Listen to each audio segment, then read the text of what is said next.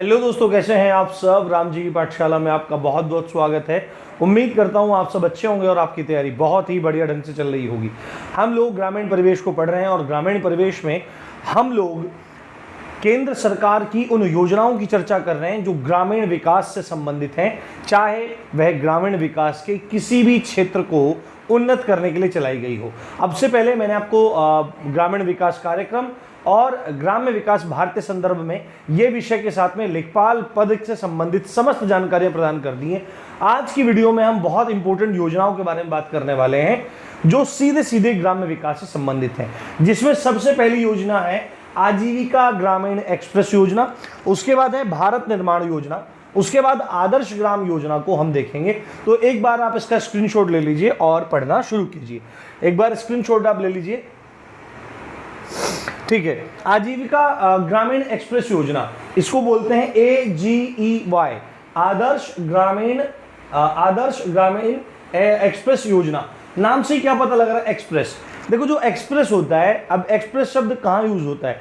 Express शब्द केवल और केवल मेजर अगर एक्सपेक्ट में बात की जाए, मेजर अगर एरिया के बारे में बात की जाए, तो एक्सप्रेस जो शब्द है वह यूज होता है आपके परिवहन में, चाहे वह रेल परिवहन हो या वह आपका सड़क परिवहन हो, ठीक है। अन्य परिवहन के प्रकार भी हैं, उनमें भी उनका यूज होता है, परंतु सबसे ज्यादा प्रयोग रेलवे में और सड़क में होता है। तो इतना तो हमको पता लग गया कि आजीविका ग्रामीण एक्सप्रेस योजना परिवहन से संबंधित है। तो आगे इसके बारे में समझते हैं।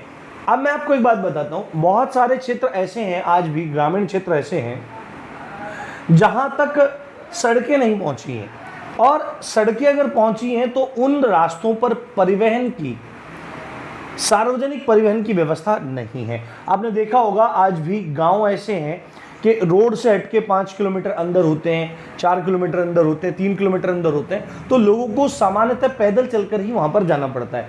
तो इतने लंबे जगह तक पैदल चल के आना, तो इसमें एक परिवहन की दिक्कत तो रहती है, पर सबसे बड़ी बात है कि जो माल बन रहा है, जो लोगों की पहुंच है शिक्षा तक, स्वास्थ्य तक, बाजारों तक, मंडी तक, ठीक है, और अन्य सुविधाओं तक, उसमें कहीं ना कहीं रुकावट एवं खेद प्रकट हो जाता है, खेद हो जाता है, उसमें दिक्कत हो जाती है। तो उसी चीज को ध्यान में रखते हुए एक योजना चलाई गई जिसका नाम था आजीविका ग्रामीण एक्सप्रेस योजना, 10 अगस्त 2017 को, ये आप याद रखेंगे। अब इसका उद्देश्य क्या था, ये योजना क्यों चलाई गई? ये योजना, अब आपको इतना पता लग गया कि ये परिवहन को बेहतर करने के लिए चलाई गई है। उद्देश्य क्या था कि जो स्वयं सहायता समूह हैं, सेल्फ हेल्प ग्रुप्स इनको बोला जाता है, सेल्फ हेल्प ग्रुप्स इनको बोला जाता है, इनको पिछड़े इलाकों में सड़क परिवहन संचालित करने की जिम्मेदारी दी गई, ठीक है। अब आपको लगेगा यार ये बड़े भारी भरकम वर्ड बोल दिए, ये इतना तो पता लग गया कि जो पिछड़े इलाके हैं, यानी कि जिन इलाकों में सड़क परिवहन उपलब्ध नहीं है, वहां पर सड़क परिवहन चलाने की जिम्मेदारी सेल्फ हेल्प ग्रुप्स को दे दी गई, स्वयं सहायता समूह को दे दी गई।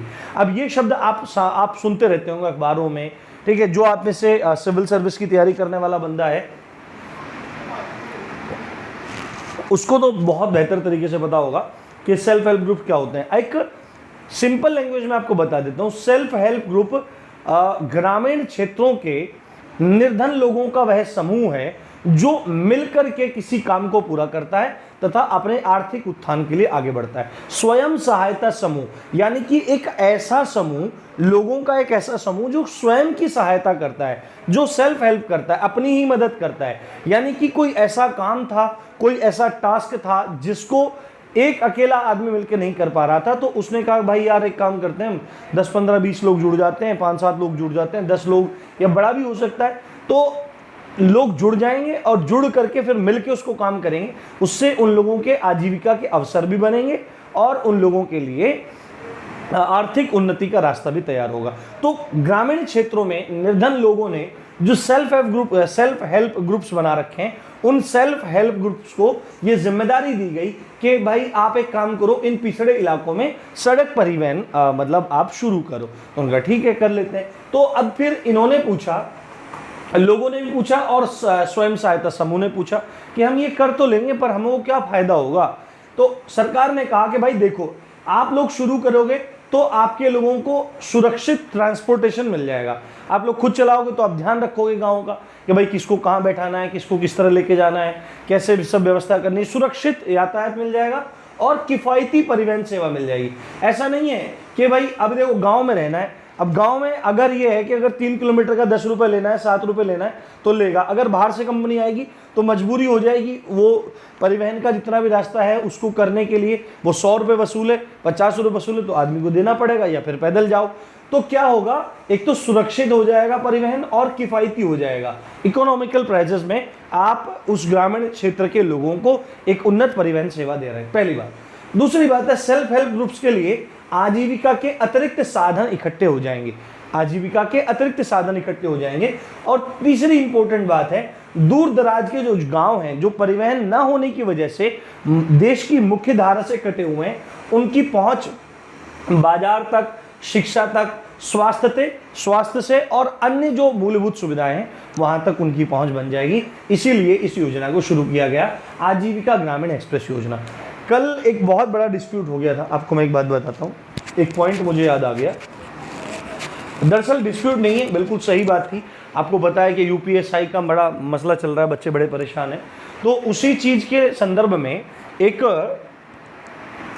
क्षमा चाहता हूँ, थोड़ा पानी बीच बीच में लेना पड़ता है। तो उसी संदर्भ में एक चीज़ हुई कि बच्चों के पास मैसेज आए, ठीक है, भर्ती बोर्ड की तरफ से, ठीक है। और भर्ती बोर्ड की तरफ से मेरे पास आज भी मेल आए बच्चों के कि बता रहे हैं बच्चे ऐसे ऐसे हो रहा है कि हमारे पास मैसेज आ रहे हैं, सर इनका क्या मतलब। तो मैंने थोड़ा उसकी जानकारी दी तो बहुत तमाम लोग भड़क गए, ये हो गया वो हो गया। तो चलो वो चीज़ तो ठीक है, सोशल मीडिया है, कोई कुछ भी कह सकता है। परंतु एक बात कुछ लोगों ने बोली कि तेरा कंटेंट जीरो है, तू कुछ पढ़ाना नहीं जानता। तो ये बात सुन के मुझे बड़ा अजीब लगा कि भाई देखो कैसा ज़माना आ गया है कि एक तो लोगों की मदद करो और ऊपर से वो लोग इस तरह से उल्टी सीधी बातें बोल रहे हैं, कुछ भी कहे जा रहे हैं, ठीक है। जबकि मैं आपको एक बात बताता हूँ, ये कंटेंट इतनी बेहतरी के साथ तैयार किया जाता है कि इस पर उंगली रखने वाला बंदा नहीं है। इतनी मेहनत से ये कंटेंट तैयार होता है और कितनी मेहनत से ये वीडियोस बनती हैं जो आपको निःशुल्क मिल रही हैं, जो आपको फ्री मिल रही हैं। ये आपको इससे बेहतर कंटेंट ऐसा नहीं कि होगा ही नहीं, पर जो इसको ज़ीरो बोल रहा है दरअसल उसको उसकी कीमत नहीं पता है। क्यों? क्योंकि ये इजीली अवेलेबल है, फ्री यूट्यूब पे पड़ा हुआ है। यही कंटेंट अगर मैं आज पेड कर दूं तो आज ये सबसे बढ़िया कंटेंट हो जाएगा, मैं इस बात को लिख के देता हूं। और ये बात नहीं, मूल विधि में भी, मूल विधि जब मैंने पढ़ाई थी तो लोग अरे तू बकवास पढ़ा रहा है, ये पढ़ा रहा है। परंतु जब एग्जाम हुआ, एग्जाम होने के बाद लोगों ने देखा कि राम जी की पाठशाला की मूल विधि से सीधे क्वेश्चन है। बिल्कुल जो एक लड़का है, एमपी का लड़का है, गिल करके नाम है, उसने बोला कि सर 12 या 12 से 15 नंबर सीधे आपके मुझे दिए हुए हैं, और उस बंदे के 127 नंबर हैं। एमपी का लड़का है, ठीक है, अच्छा लड़का है, संपर्क में रहता है। तो ये कुल मिला के बात है कि अगर आप किसी के काम को अप्रिशिएट नहीं कर सकते तो कम से कम उसकी टांग खींचना बंद करो। आप खुद किसी के लिए अच्छा नहीं बन सकते तो कम से कम आप दूसरों को सपोर्ट करना शुरू करो। और मैं कभी घबराता नहीं हूँ, ठीक है, थोड़ा सा दिक्कत हो जाती है, सभी को हो जाती है, परंतु मैं कभी घबराता नहीं हूँ, क्योंकि मैंने कोई भी फेक न्यूज़ नहीं दी थी, मैंने कोई भी गलत चीज़ नहीं दी। मैं जस्टिफाई नहीं कर रहा हूँ, मैं ये वीडियो उन लोगों के लिए बना रहा हूँ जो राम जी की पाठशाला को प्यार करते हैं और जो राम जी की पाठशाला की मेहनत को समझते हैं, ठीक है। ये जो मैंने बोला है ये उनके लिए बोला है मैंने, ठीक है। अब अगली इस पर चलते हैं, भारत निर्माण योजना। अगली योजना है भारत निर्माण योजना। ये कुछ आपको मिलती जुलती लगेगी, जो जैसे हमने पहले ग्राम्य विकास कार्यक्रम पढ़े थे। तो ये भारत निर्माण योजना ग्रामीण विकास मंत्रालय द्वारा 16 दिसंबर सन 2005 में चलाई गई। और इसका मुख्य उद्देश्य क्या था? भारत निर्माण। देखो भारत निर्माण कैसे होगा, आप सबको पता है कि भारतीय अर्थव्यवस्था मूलभूत रूप से ग्रामीण अर्थव्यवस्था पर रुकी हुई है, ग्रामीण अर्थव्यवस्था पर यह टिकी हुई है। और ग्रामीण अर्थव्यवस्था पूरी तरह से कृषि एवं सहायक क्रियाओं पर टिकी हुई है, तथा अन्य जो क्षेत्र हैं जैसे उसमें ग्रामीण उद्योग आ गया आपका, ठीक है, आपका उसमें मूलभूत सेवाएं आ गई और आधारभूत ढांचा आ गया। तो इस सब पे टिकी हुई है ग्रामीण अर्थव्यवस्था। तो यदि भारत निर्माण करना है तो गांव का निर्माण करना है, गांव का विकास करना है, गांवों में जाके कुछ अलग जगह नहीं पड़ेगी। तो उसी चीज को ध्यान में रखते हुए सन 2005 में ये योजना लागू की गई। मुख्य उद्देश्य क्या था कि ग्रामीण क्षेत्रों में बुनियादी जो मूलभूत ढांचा है उसका विकास हो। अब ये मूलभूत ढांचा है क्या? मूलभूत ढांचा मतलब कि एक जिंदा रहने के लिए, जिंदा रहने के लिए तेरी कसम, ये गाना नहीं गा रहा हूँ बिल्कुल भी, आप इसको अन्यथा मत माने। लोग आजकल कांच के गिलास में पानी पीते हैं तो बड़ा स्टाइलिश लगता है, पर अपने पास यही है, यही ठीक है।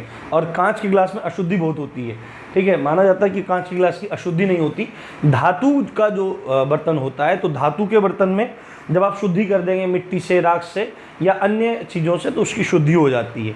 और सबसे बढ़िया तो पीतल का यूज़ करना चाहिए, नहीं और सामर्थ्य हो तो चांदी के बर्तन का प्रयोग करना चाहिए, भगवान कृपा करें तो सोने के बर्तन का प्रयोग करना चाहिए, तो उनसे बहुत लाभ होता है, ठीक है। तो ग्रामीण क्षेत्रों में बुनियादी चीज़ें क्या होती हैं? बुनियादी चीज़ें होती हैं आपकी रोटी, कपड़ा, मकान, ठीक है, यहीं तक सीमित नहीं है।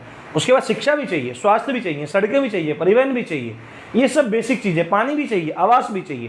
तो इस योजना के तहत 6 क्षेत्रों पर ध्यान केंद्रित किया गया, ठीक है, 6 क्षेत्रों पर ध्यान केंद्रित किया गया। आपको मैं एक बात बताता हूँ, जो दिल्ली के सीएम हैं केजरीवाल साहब, उनके कामयाब होने का क्या कारण है? वो दिल्ली में लगातार तीसरी बार मुख्यमंत्री हैं और उन्होंने एक बड़ी जीत दर्ज की है पंजाब में, ठीक है। अब इसका आलोचनात्मक विश्लेषण अगर हम करें, देखें इस चीज़ को, तो उसका कारण यह है कि वो बंदा पूर्व सिविल सेवा अधिकारी है, ठीक है। उस बंदे ने सिविल सेवा परीक्षा पास करके IRS की जॉब की है इनकम टैक्स में, और उस बंदे ने अपनी प्रिपरेशन के टाइम पे इन चीज़ों को देखा कि भाई योजनाओं में क्या डिस्कशन हो रहा है।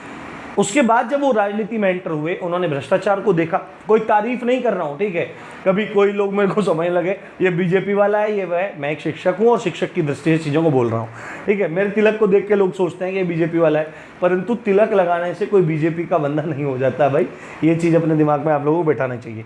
तो सड़क, अब उन्होंने इन्हीं चीज़ों को पकड़ा कामयाब होने के लिए। दिल्ली में मॉडल क्या लेके आए? पानी फ्री, ठीक है, बिजली फ्री, ठीक है। इसमें एक मॉडल नहीं है क्योंकि ये अलग है। शिक्षा,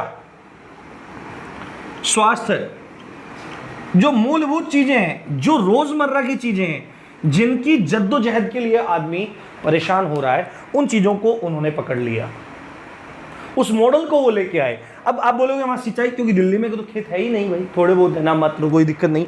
आवास को पकड़ लिया, संचार को पकड़ लिया, ठीक है। पर मुख्य जो क्रांति देखने को मिली वो पानी पे देखने को मिली, बिजली पे, शिक्षा, स्वास्थ्य और आवास, इस पे उन्होंने पकड़ बनाई। जो भी सरकार इस पे पकड़ बनाएगी, यानी कि वो लोगों की नसों को पकड़ रही है। सोचना होगा अन्य सरकारों को भी, अन्य राजनीतिक दलों को भी, कि आप विभाजन की राजनीति ना करें, आप देश के विकास की राजनीति करें। ये कंपटीशन होना चाहिए लोगों के बीच में कि भाई कौन ज़्यादा विकास करेगा। कोई ये ना देखे कि भाई हिंदू मुस्लिम है, ठीक है, ये चीज़ ना देखे, ये ना देखे कि ये ब्राह्मण है, ये चर्मकार है, ये ना देखे कि भाई ये ऊंची जाति वाला, नीची जाति वाला, ये फलानी जाति का मैं इसको वोट दूँ, ऐसा नहीं। जो विकास की राजनीति करे वो चीज़ है। और अगर ऐसा ही चलता रहा तो उम्मीद है कि आम आदमी पार्टी का और स्तर बढ़ेगा। और ठीक है, काम वो कर रहे हैं, इससे कोई डिनाई नहीं करा जा सकता। हर पार्टी अपना तरह अच्छा, यूपी में बीजेपी गवर्नमेंट ने बहुत ज़बरदस्त काम करके दिखाया है। सबसे बड़ा मुद्दा जो है वो है सुरक्षा का। रातों में गांव में 10-11 बजे लोग निकलते थे, बहुत प्रॉब्लम क्रिएट हो जाती थी, बहुत दिक्कत हो जाती थी, तो लोग जी नहीं पाते थे, लोग लट्ठ मार के छीन लेते थे सब चीज़। पर ये मुद्दा दोबारा लेके आया योगी जी को सत्ता में, ये सुरक्षा ज़बरदस्त थी, ठीक है। तो 6 क्षेत्रों पर ध्यान केंद्रित है ना, सड़क, पानी, बिजली, सिंचाई, संचार और आवास, इन चीज़ों पर ध्यान देते हैं, ठीक है। आज यहीं तक रख लेते हैं क्योंकि आज दिक्कत है, मतलब थोड़ी प्रॉब्लम ऐसे हो रही है। फिर अब 1 महीना में कोर्स ख़त्म कर देंगे, आप चिंता मत करो, जी जान लगा के। अब आप लोगों को बहुत शिकायत होंगी, पर सच में बहुत ज़्यादा टेक्निकल इश्यूज़ रहते हैं। और अभी भी ये वीडियो 7:45 बजे से बनाना था, पर 8:15 बज गए वीडियो बनाने में, शुरू करने में, क्योंकि कारण ये रहा कि बार बार ये कैमरा फोकस ही नहीं करता, बड़ी प्रॉब्लम है। पर कोई बात नहीं, इसी अच्छी बात के साथ आप देख रहे थे राम जी की पाठशाला। मैं हूँ राम भारद्वाज। जय हिंद, जय भारत।